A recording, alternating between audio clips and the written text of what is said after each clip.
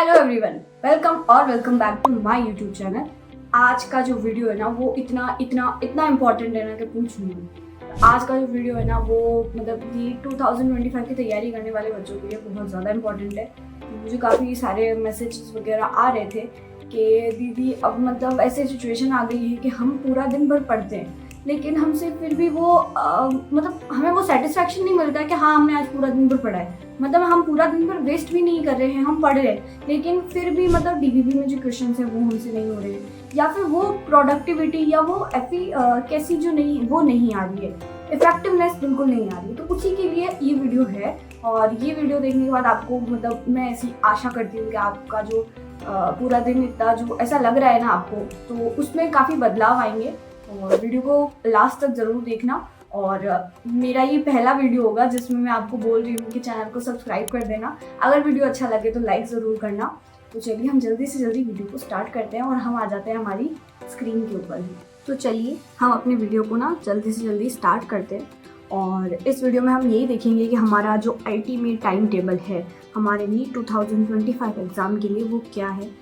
इस time table को मतलब मैं बता रही हूँ, अगर आप फॉलो करोगे ना तो मतलब खुद आप चेंजेस देखोगे कि हाँ आपका जो पहले डेली रूटीन था कि आप 24 घंटे आपको मिलते थे उसको आप जिस तरीके से यूज़ कर पा रहे थे उससे बहुत अच्छा इफेक्टिवली आप यूज़ कर पाओगे। इस वीडियो में हम यही देखने वाले हैं कि आपको अपने जो 24 घंटे हैं उनको आप कैसे बहुत अच्छी तरीके से यूज़ कर सकते हो। देखो काम करने के लिए सबको 24 घंटे मिलते हैं लेकिन उन्हीं 24 घंटों में काम करके कुछ बच्चे ऐसे होते हैं जो बहुत अच्छे मेडिकल कॉलेज में जाते हैं और कुछ बच्चे ऐसे होते हैं जो सिलेक्शन के पास जाते जाते रह जाते हैं। तो हमें अपने 24 घंटों को ऐसे यूज़ करना है कि हम भी हमारा जो मेडिकल कॉलेज है उसकी तरफ हम जाएं, ठीक है।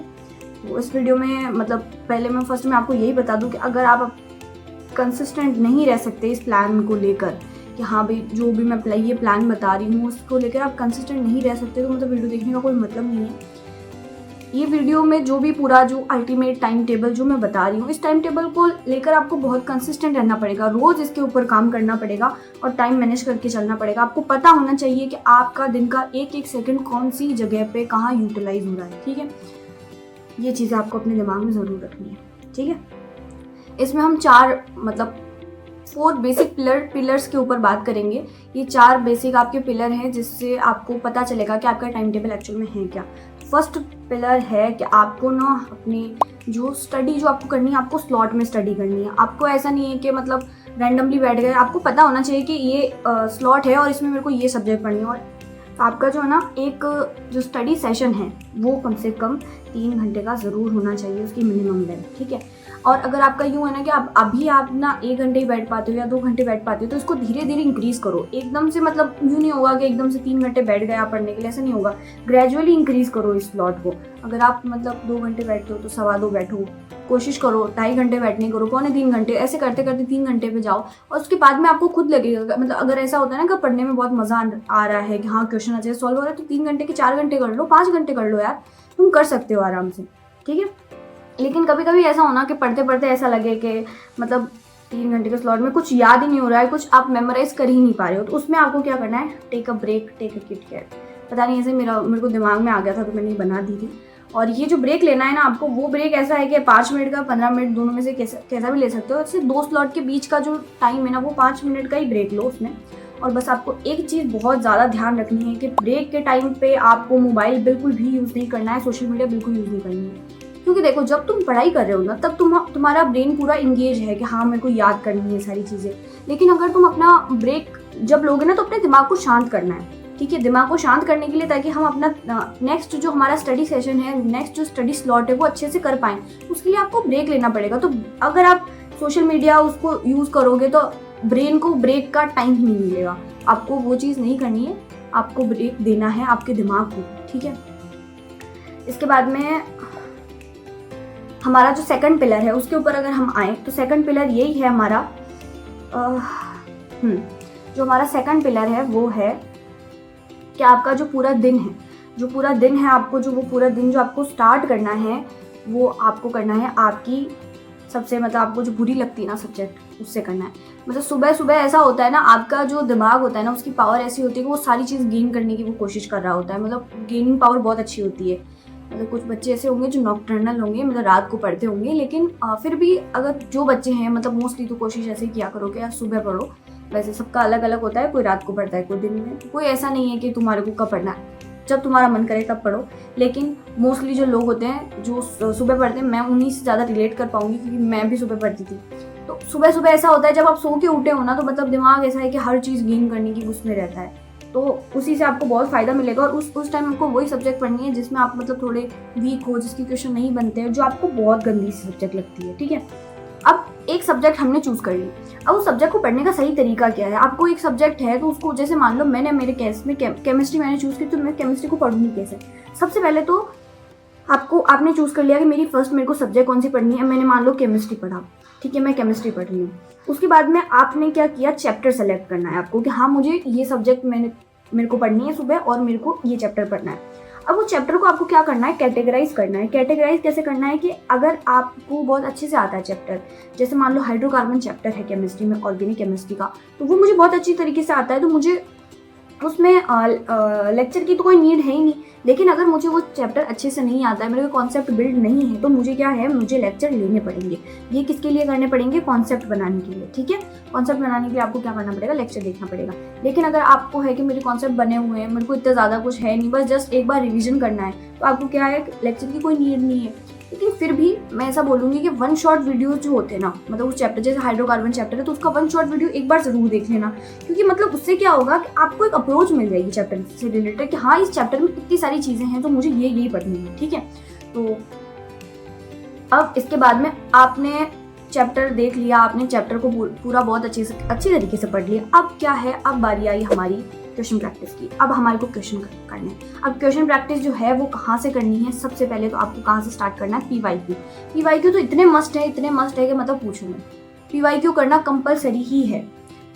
और पीवाईक्यू के बाद में जैसे सारे पीवाईक्यू जब हो जाते हैं, देन टॉपिक वाइज क्वेश्चन आप कर सकते हो। मतलब अगर आपके पास टाइम है, देखो अगर तुम अभी से स्टार्ट कर रहे हो तो ऑब्वियसली तुम्हारे पास टाइम बहुत कम है, तो उसमें तुम ऐसा करो पीवाईक्यू ही देख लो, और पीवाईक्यू से कितना सारा क्वेश्चन मतलब पेपर बन के आता है, इससे रिलेटेड मैंने फिर वीडियो एक अपलोड किया हुआ है, चाहो तो वो भी देख सकते हो। और वैसे तो टाइम वेस्ट करने की कोई ज़रूरत नहीं है, मैं यहीं पे बता रही हूँ कि 70% से ज़्यादा जो सिलेबस जो मतलब पेपर आता है ना, वो पीवाईक्यू से रिलेटेड ही होता है। सेम क्वेश्चन नहीं होगा लेकिन सेम कॉन्सेप्ट होगा, ठीक है। तो पीवाईक्यू इतने मस्ट है कि पूछो मत कितने मस्ट है, ठीक है। उसके बाद में टॉपिक वाइज क्वेश्चन कर सको तो बहुत अच्छा है, कॉन्सेप्ट बिल्ड करने के लिए बहुत इंपॉर्टेंट है। अब देखना, हमारा चैप्टर हो चुका है, चैप्टर हमने पढ़ लिया, उसके बाद हमने क्या किया, हमारा क्वेश्चन प्रैक्टिस भी कर ली, पीवाईक्यूज कर ली। अब आती है बारी रिवीजन की। रिवीजन तुम्हारे को करना है वीकली टेस्ट में। मान लो तुम्हारा ये चैप्टर आ रहा है तो 2-3 बार तुम रिवाइज कर लोगे ऐसे, मतलब 2-3 बार का जब रिवीजन हो जाए ना, उसके बाद तुम्हारे को शॉर्ट नोट्स बनाने हैं। शॉर्ट नोट्स कैसे बनाने, इसका वीडियो मैं पहले अपलोड कर चुकी हूँ, चाहो तो तुम वहाँ से देख सकते हो। और तुम्हें बनाना आता है तो वीडियो देखने की कोई ज़रूरत नहीं है। बहुत अपना टाइम बचाने की कोशिश करो, क्योंकि अभी ना बहुत कम समय रह गया हमारे पास। और इस टाइम पर जो अच्छे से पढ़ रहा होगा ना, मतलब जब मैं तैयारी कर रही थी, हमारे सर ने बोला था कि दिवाली के आसपास का जो टाइम होता है ना, उस टाइम बहुत बच्चे लैग करते हैं। मतलब पता नहीं वो सबके वो दिमाग में होता है कि वो लैग कर देते, और वहाँ पे वो सिलेक्शन का जो वो क्राइटेरिया होता है ना, वो ऐसा हो जाता है कि हाँ अभी जो पढ़ रहा होगा ना बस उसी का सिलेक्शन होगा। तो अभी बिल्कुल टाइम वेस्ट करना ही नहीं है, और ये टाइम वेस्ट ना हो इसीलिए तो हमने ये शॉर्ट नोट्स बनाए हैं। शॉर्ट नोट्स क्या करेंगे, हमारी फ्रीक्वेंसी ऑफ रिवीजन बढ़ा देंगे, टाइम जो है वो कम कर देंगे। तो शॉर्ट नोट्स बनाने और इन्हीं से तुम्हारे को वीकली टेस्ट और एग्जाम में इन्हीं से रिवाइज करना बहुत अच्छे से। बस ध्यान देने वाली बात क्या है, यहाँ पे ध्यान देने वाली बात ये है कि आपको आपके जो शॉर्ट नोट्स हैं उनमें रीराइट ज़रूर करना है। मतलब कोई चीज़ ऐसी लग जाए कि हाँ भाई ये मेरे बुक में है लेकिन मैंने शॉर्ट नोट्स में नहीं लिखी है, नोट्स में सर बताना भूल गए, या फिर इतनी इंपॉर्टेंट नहीं लगी सर को लेकिन मुझे इंपॉर्टेंट लग रही है, तो उसको रीराइट वापस करना है। जैसे जैसे आपके क्वेश्चन आते जाए वैसे उसमें और भी क्या इंपॉर्टेंट चीज़ें भी आपको उसमें इंक्लूड करनी है। और देन आपकी ये सबसे इंपॉर्टेंट बात ये है कि आपको आपकी टेस्ट की जो सिली मिस्टेक्स हैं वो आपके शॉर्ट नोट्स में ज़रूर इंक्लूड करनी है। उससे आपको पता चलेगा, देखो सिली मिस्टेक आपके दिमाग से जितनी बार जाएगी ना, आपको यूँ रहेगा कि हाँ मैंने ये सिली मिस्टेक करी थी, मुझे ये नहीं करनी है, ठीक है।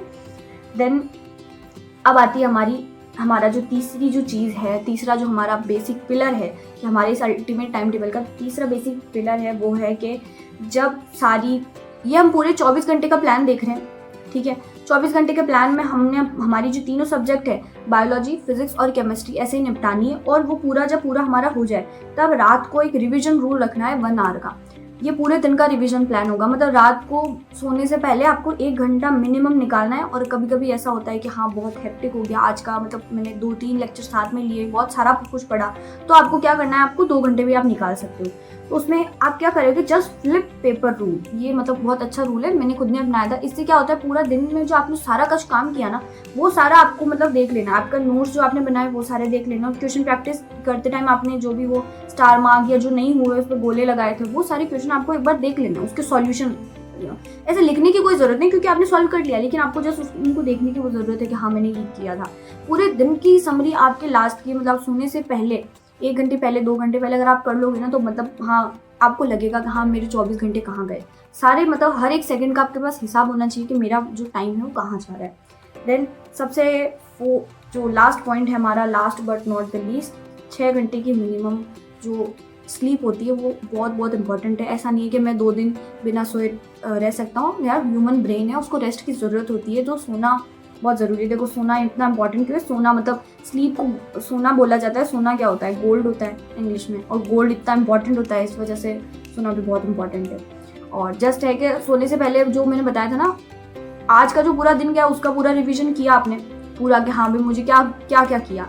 नेक्स्ट डे भी प्लान करो, आपका जो नेक्स्ट डे है वो भी आपको प्लान करना है कि मुझे कल के दिन में क्या करना है। रफली प्लान पूरा, ऐसा नहीं है कि मेरे को ये इतनी बजे उठना है, ये करना है, ऐसा नहीं करना है। सिर्फ एक रफली प्लान रखो कि हाँ मुझे कल के दिन क्या करना है, ठीक है। देन सबसे हम अपना वीडियो वाइंड अप करेंगे इसी बात पे कि बिलीव इन योरसेल्फ। ये प्लान जब मैं आपको बता रही हूँ, ये वीडियो आप जब देख रहे हो, तो अपने अंदर वो भरोसा रखो कि नहीं मैं इस चीज़ को कर सकता हूँ। जो भी चीज़ें मैंने इस वीडियो में बताई है उसको ध्यान में रखो और बहुत अच्छे से पढ़ाई करो। और सबसे इम्पॉर्टेंट बात, बिलीव इन योरसेल्फ। कोई आपके अंदर आपके ऊपर भरोसा दिखाए ना दिखाए, आप तो अपने ऊपर भरोसा रखो, ठीक है। और all the best for your exam, और bye bye, see you in the next video. आपको कौन से टॉपिक के ऊपर वीडियो चाहिए, कोई भी डाउट्स वगैरह है तो आप कमेंट सेक्शन में मेरे को बता सकते हो। तब तक के लिए बाय बाय।